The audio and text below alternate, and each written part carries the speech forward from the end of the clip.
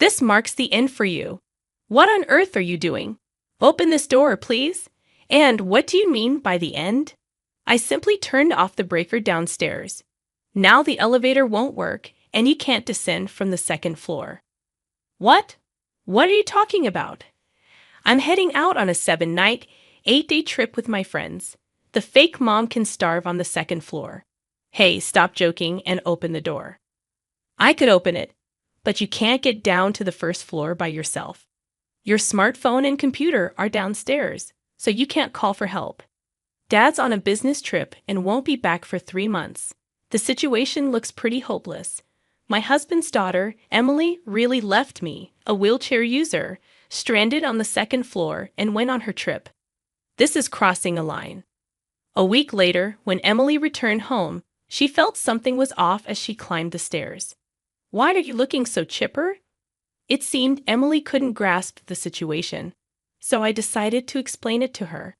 This would probably be my last lesson to her as a mother, so I took my time explaining carefully. My name is Jennifer. I'm a 34-year-old programmer, just a regular person in her 40s with a job, a marriage, and kids. But there's one thing that sets me apart. I've been wheelchair-bound since a traffic accident in middle school. When the accident happened, I was unconscious for 3 days and bedridden for treatment. After waking up, I didn't realize for a while that my legs had stopped working. I only knew my legs were paralyzed when my mom broke the news to me.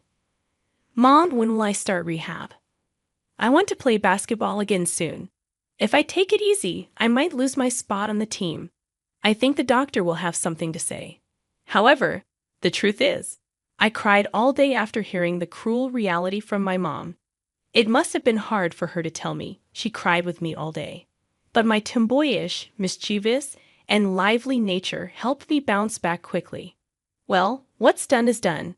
What matters is what comes next. Life in a wheelchair was inconvenient, but not as bad as I had imagined.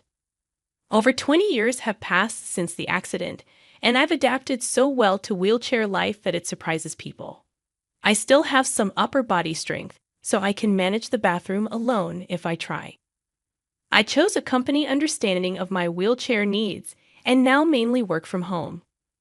I go to the office about 2 or 3 times a month for meetings, commuting by car. I drive myself, using a specially adapted vehicle that can be operated solely with my hands. Sometimes I go for drives on weekends. I enjoyed wheelchair basketball in my 20s. There have been challenges, but overall, I'm satisfied with my life. I even managed to get married, something I had given up on because of my disability. Does this setup work for you? Your parents' house seemed more elaborate. That was just my parents going overboard because they weren't sure what I needed. This is enough for me. We just need to install a lift for the stairs. I can't install a lift myself, so I guess we'll have to wait for the professionals. I married Kevin, who is 7 years older, just last year. Our meeting wasn't dramatic, just a typical workplace romance. After getting married, Kevin and I rented a house and made it wheelchair accessible with permission. Wheelchair accessible meant simple things like installing portable ramps and handrails. The only major addition was a rail lift for getting to the second floor. And that's how our sweet, newly life began, or at least that's what we thought. I'm home, Jennifer. What's for dinner? Weren't you with your mom today? Didn't you eat anything there? She said she had some errand and left early. Oh dear, you should have told me if you needed dinner. I always say that, don't I? Sorry about that. My husband, Kevin, is a divorcee with a child, but his daughter, Emily, is already an 18-year-old college student. I've known her since before we got married, and we have a good relationship. She calls me Jennifer. Emily also gets along well with Kevin's ex-wife, Mindy, meeting her sometimes and distinguishing her as mom. Despite potential issues like my disability or the dynamics with Emily, I felt joy that our family life started without any trouble. But unbeknownst to me, seeds of trouble were growing behind the scenes. A year into our marriage, Emily, who had been friendly, became increasingly distant. Now barely conversing, she would go straight to her room on the second floor upon returning home. It's hard for me to go upstairs without the lift, so my life is centered around the first floor. I only go upstairs about once a month to retrieve clothes or items from the storage room. For Emily, avoiding me on the second floor is a convenient refuge. I have no idea why my daughter has become distant towards me. I've even discussed this with my husband. Did I do something to make Emily dislike me? Can't think of anything, right? No, nothing at all. We were so close before. Even when we first moved into this house, she talked to me just like she always has. Why this sudden change? It wasn't sudden. It started about a month after moving in here. Maybe living with me made her upset. Probably not. She's known about your disability since before we married. Kevin and I were at a loss, not understanding why Emily's attitude changed. Without knowing the cause, we couldn't solve it. So I tried talking to her, but it seems that wasn't the best approach. Oh, you're home early today. I only had 2 classes. Wait a moment. I stopped Emily as she was about to go upstairs. Emily turned to me with a face somewhere between anger and no expression. I couldn't tell her feelings, but her annoyance was clear. We haven't talked much lately. Is something going on at college, or is it something to do with me? If you're troubled, you can tell me anything. Don't act like a mom. It's annoying. Emily mumbled and went upstairs. I thought I must have misheard. It was hard to believe she would say something so cruel. I convinced myself it was a misunderstanding, trying to ease the shock. That night, I discovered the reason behind Emily's coldness and reported to Kevin. It seems I'm the cause, she said. Don't act like a mom. It's annoying. When Kevin heard this, he was furious, leading to a family meeting. After hearing my side of the story, my husband loudly called for our daughter from the bottom of the stairs. Summoned by her father, she came to the living room with a sulky expression and sat down. Emily, I heard you said something awful to Jennifer. Why would you say that? Jennifer, she's not my mom. She's just a fake mom to me. Isn't this how you treat a fake mom? How can you say that, Kevin? Please don't react right away. If my husband lost his temper here, we wouldn't be able to hear our daughter's side and resolve the issue. Suppressing the shock of being called a fake mother, I urged my husband to stay calm. Kevin regained composure and continued. Why do you suddenly start saying that? You never used to. When I thought about it, it's weird. Dad divorced Mom and remarried within a year. You must have been cheating with Jennifer while still married, right? Otherwise, it doesn't make sense. I've known Jennifer for over 10 years. We worked together. That's why we got married quickly. And about cheating, Dad was always busy with work, leaving Mom lonely. Maybe the divorce was partly your fault too, Dad. Emily, Kevin's a busy software engineer. His work is for the family. Shut up. It's all your fault. You ruined our lives. My daughter slammed the table with a bang, stood up quickly, and left the living room. I don't understand why she would think such a thing, but it seems she believes I stole her father from his ex-wife. I think I kind of understand the reason now. Let's leave it at that for today, but Emily seems to be misunderstanding something, so Jennifer, just keep your distance from Emily for now. I'll clear up her misunderstanding. I decided to trust my husband's words and leave it to him. However, despite his attempts to clear up our daughter's misunderstanding, she was no longer willing to listen. Why are you so cold to your mom? How long are you going to stick with that fake mom? Just get a divorce already. What do you dislike so much? It's her very existence, the fake mom. When my husband talked to our daughter, she would confront me when he wasn't looking. You told Dad to talk to me again, didn't you? Don't get too comfortable just because you have him on your side. That's not true. How can I believe anything from you who stole Dad from Mom? My daughter kicked the laundry I had folded. With my mobility issues, it was a struggle to pick up the clothes that were kicked out of my reach. Knowing this, she deliberately kicked the pile from the bottom to make the clothes fly further. Watching the scattered laundry, she seemed satisfied and went upstairs while I picked up what I could reach. My husband would scold our daughter, who would then take it out on me. This pattern has become the routine, but to resolve my daughter's misunderstanding, we needed to keep talking, so this cycle would likely continue. However, just when I was preparing to keep dealing with my daughter patiently, my husband's long business trip was unfortunately scheduled. I'm sorry to leave you two alone while this is still unresolved. It's work, so it can't be helped. Maybe the company thinks it's okay because I'm too tough. Maybe I should be the one apologizing to you. It's okay if resolving things with Emily gets pushed back 2 or 3 months. I sent my husband off with a smile, not wanting to worry him more than necessary. Honestly, I felt uneasy about being alone with my daughter for 3 months, but there hadn't been any physical violence, so I shouldn't be overly anxious. That's what I thought. But my daughter's behavior escalated quickly once my husband was out of the house. 3 days after he left for his business trip, I noticed the picnic blanket in an unusual place. Huh? Why is the picnic blanket here? Maybe Emily was using it, but she seemed to have left earlier. I decided it was okay to tidy up the picnic blanket and took it to the storage room. As I went upstairs, I heard the front door open. Huh, is Emily back already? Curious about my daughter but continuing to the storage room, I placed the picnic blanket inside. Suddenly, the door to the storage room slammed shut. This is the end for you. What are you doing? Open this door. It seemed I had fallen into my daughter's trap. She was holding the door from the outside, and I couldn't budge it from my wheelchair. However, the storage room door didn't have a lock, so she couldn't keep holding it forever. What did she mean by the end for me? Do you want me to open it? I'll open it soon, but first, just listen to me. I don't want to see your face, and you move surprisingly quickly for someone in a wheelchair. So she locked me in the storage room to avoid any retaliation from me.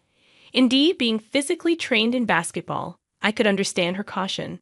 But apart from that, her decision wasn't very wise. Do you think I'm going to hit you? And what do you mean by the end? I just turned off the breaker downstairs. Now the elevator won't work, and you can't get down from the second floor. What? What are you talking about? I'm going on a 7-night, 8-day trip with my friends, so I'll help you in a week. Starve on the second floor. Fake mom. Hey, stop joking. Open the door. I could open it, but you can't get down to the first floor alone. Your smartphone and computer are downstairs, so you can't call for help. And Dad's on a business trip and won't be back for 3 months. The situation looks pretty hopeless. Why are you doing something so terrible? Because you stole Dad from Mom. Just get a divorce already. Then Mom can remarry Dad. She even broke up with her boyfriend thinking Dad would come back to her if she knew about Mom's feelings. Kevin would never remarry Mindy because what do you know? Good luck surviving. The sound of hurried footsteps faded away. Emily must have run out of the house. When I opened the door of the storage room, no one was there. I stepped into the hallway and headed towards the stairs. Passing by Emily's room, I noticed a board about 8 inches high fixed at the bottom of her door. It was made so the door could be opened, but I couldn't enter the room in my wheelchair. Emily had found a clever way to trap me on the second floor while also maintaining her privacy. Reaching the stairs, I found a few pieces of bread and a bottle of water on the floor, likely a precaution to ensure I didn't starve to death. However, while I could drink tap water for hydration, the bread was clearly not enough for a week. Her intent to starve me seemed serious. This has crossed a line. I resolved to teach Emily and whoever orchestrated this situation a harsh lesson. A week later, Emily returned from her trip. Secretly observing her taking off her shoes at the entrance, I hid at the back of the room. She stepped into the house and started looking around, sensing something different about the house today.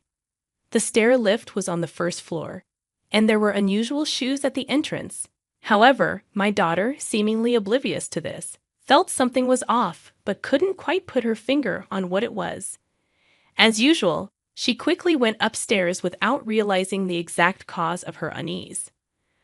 I followed her, and halfway up the stairs, I heard her loud voice. "Why are you here? Shall I explain? How come you're looking so well?" Emily was surprised to see me peeking from the storage room and even more startled when I spoke from behind her. My daughter, in a state of constant surprise and confusion, widened her eyes and stared at me, desperately trying to make sense of the situation. "You're not starving at all." "Of course I'm not. You might have thought you trapped me on the second floor, but that wasn't really a trap." But wasn't the stair lift supposed to be unusable? The lift is battery-powered, so it works even when the breaker is off. It's a standard feature for power outage situations. Then, yes, right after you left for your trip, I went downstairs using the lift. Even if it hadn't worked, I could have asked for help from a window. As for the breaker, I usually use a stick to reset it, so no issues there. And thanks for the bread, by the way. It made a nice snack. Emily had grown cold towards me about a month after moving in because she reduced her interactions with me. Early on, she never fully understood the extent of my mobility limitations. Even after living together for a year, she didn't fully grasp how the stair lift worked. Right after she left for her trip, I went downstairs as usual and immediately called Kevin to report what had happened. When Emily learned that I wasn't starving, she quickly looked towards the storage room and pointed to a person sitting there in silence, shouting, "Why is Mom here? And why is she sitting like that? What are you up to?" I'll explain that my husband had been standing right next to the storage room door all this time. But Emily was too shocked by the sight of her mother and me to notice him. So she yelled out in surprise again, "Dad, why are you here? Aren't you on a business trip?" "Huh, it's not an overseas trip. It's Sunday and I'm off work, so it's not strange for me to be home," he replied. Emily's naive question seemed to perplex my husband. At 19, and with only part-time job experience, she had assumed that a long-term business trip meant he couldn't come home often. However, his business trip was just a 3-hour drive away, and he planned to return home every 2 weeks. Today, a bit earlier than scheduled, he came back due to the situation with Emily. "I heard from your mother about the nonsense you've been up to, and telling me to divorce. Yes, it's all because of this fake mom. If she wasn't here, Mom and Dad could remarry. I'm never getting a divorce, and I won't remarry Mindy." "Why not? The reason for the divorce might be Mom's affair, but wasn't it also because you were always working? Besides, Mom can't forget you. She's repented and left her affair partner waiting for you." Hearing Emily's words, my husband and I sighed. Mindy, unable to bear the tension, bowed her head, staring at the floor. "Mindy, explain it yourself. That's why I brought you here." "Yes, the affair was not because of your work. It was just me enjoying playing around with men," Mindy confessed. "Lies, right? You said the affair was because of Dad's work, and that you left the other man because you couldn't forget Dad. It's not like that. I was dumped again because of my infidelity. I've always had a low income from part-time jobs. Over 40 now, I can't find a new job or catch a new man. Struggling for money. I thought of getting help from Kevin again, but then I heard he remarried." "So you fed Emily lies about me having an affair with Jennifer even before the divorce, trying to disrupt our life and set the stage for a divorce." "Yes, that's true. When Emily locked me upstairs, Mindy had mentioned wanting to remarry Kevin, so after hearing from me, Kevin immediately contacted Mindy. Upon confronting her, it became clear she had been manipulating Emily. The quickest way to clear Emily's misconception that I stole Kevin from Mindy was to let her hear the truth from Mindy herself. Therefore, Kevin arranged for Mindy to be at the house when Emily returned from her trip. What? So I was deceived by Mom. It seemed as if Mindy was the mastermind and Emily a victim. But even if deceived, Emily had crossed a clear line. So Kevin prepared to take a firm stand. "Mindy is at fault for deceiving Emily, but you're also wrong. You went too far. Don't come back to this house." "What do you mean? I was deceived. Even if you were deceived, you tried to starve your mother by locking her upstairs. If the lift hadn't worked, you could have been arrested for unlawful confinement. I can't acknowledge someone who does such things as family. Emily's actions didn't constitute unlawful confinement since the lift worked. But that was just the outcome she intended, to confine me upstairs, making it a serious crime. False imprisonment is a serious crime with no option for a fine, only imprisonment as punishment. Emily probably thought it was okay since I could move freely on the second floor, and there was water and food. But this was no child's prank, and besides, Emily was no longer a child. This is outrageous, but I'm only 19. Kicking me out of the house before I'm even 20 is unreasonable. In the eyes of the law, you're an adult at 18. Parental rights have already ended. You're not a child who can be indulged anymore. What do you mean? I'm still a student and can't do anything, and yet, I'm considered an adult. That's the law. If you have a complaint, take it up with the government. We'll pay for your college tuition until you graduate, but you need to figure out your own living arrangements and expenses. That's impossible. Hey, I can go live with mom, right? She'll take care of me, won't she? I can't. I'm struggling financially and trying to use you to get help. I can't possibly take care of you. Regardless of what the law says, I'm still a child. Parents should take responsibility and make up for deceiving me. Rejected by Kevin, Emily had no choice but to turn to her mother, Mindy, who was living in tight circumstances. I could also turn to Kevin, Mindy, or our grandparents, but none of them were close enough to the university. Knowing her lack of options, Emily had to rely on Mindy. I can at least stay in the house if you move in. I'll end up having to take care of your living expenses, right? I can see where this is going. I'm not like you. No, you're the same as me. You're my daughter after all. An ugly, self-deprecating argument unfolded before us. I wish they would stop fighting in someone else's home. Excuse me, can you take this discussion elsewhere? Emily and Mindy left the house without a word. It felt a bit pitiful, but Kevin was right. Emily was no longer a child. She might have endangered my life if things had gone differently. Making her realize the gravity of her actions is also a parent's duty. I watched her leave, hoping for her growth in the future. In the end, Emily moved in with Mindy. Mindy was living in a cramped, cheap apartment due to her financial situation. Emily moving in meant a cramped life with no privacy. Mindy told Emily to contribute to some of the living expenses, like rent and utilities, since Kevin wouldn't provide anything other than tuition. Emily had to pay these expenses from her part-time job earnings, that as a student, she couldn't always work. Most of her earnings went to living expenses, leaving her no money to hang out with friends. It must be tough for her at an age when socializing is everything. She might even lose friends due to being seen as unsociable. Well, she should accept this as a consequence of her actions.